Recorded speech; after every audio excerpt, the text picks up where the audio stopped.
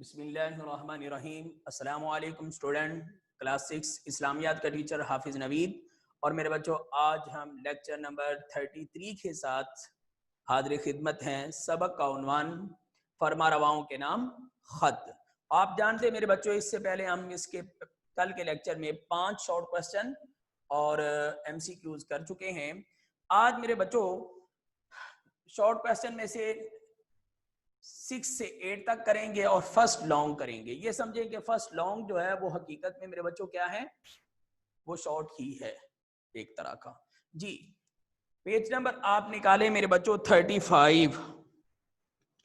جی question number 6، شاہ مصر مقوقس نے حضور اکرم صلی اللہ علیہ وسلم کے نامہ مبارک ملنے پر کیا کیا؟ اس نے نامہ مبارک لانے والے صحابی کی تکریم کی، یعنی جو صحابی خط لے کر گیا تھا مصر، اس کی عزت کی، انہیں عزت و احترام سے مہمان رکھا، اور حضور اکرم صلی اللہ علیہ وسلم کی خدمت میں قیمتی تحائف، غلام، کنیزیں اور خچر بھیجے۔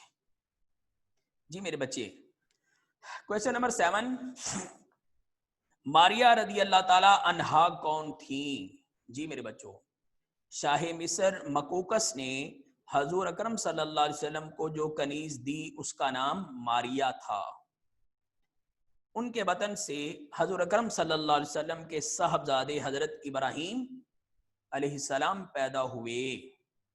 تو ماریہ کے ساتھ ام المؤمنین سیدہ ماریہ جو تھی، نبی پاک صلی اللہ علیہ وسلم نے ان سے شادی کی تو ان سے ایک بیٹا پیدا ہوا جن کا نام ہمارے پیارے رسول صلی اللہ علیہ وسلم نے کیا رکھا میرے بچوں؟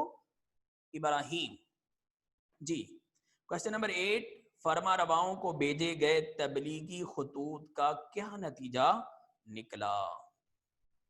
جی میرے بچوں، ان خطوط کے ذریعے کئی حکمران مسلمان ہوئے اور ان کی رعایا نے بھی اسلام قبول کر لیا، یعنی ان ملکوں کے قوموں نے بھی اسلام کو قبول کیا۔ عرب اور اس کے ارد گرد کے چھوٹے بڑے ممالک دین اسلام سے آگاہ ہوئے۔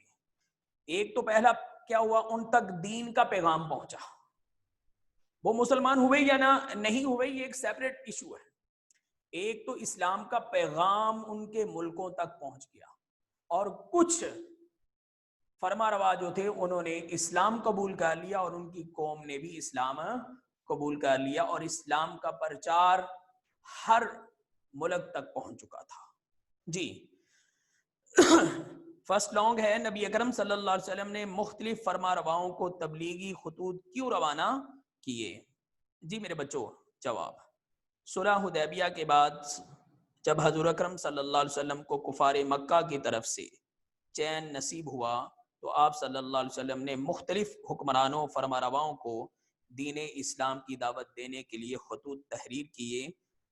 ان خطوط کے ذریعے کئی حکمران مسلمان ہوئے اور ان کی رعایا نے بھی اسلام قبول کیا۔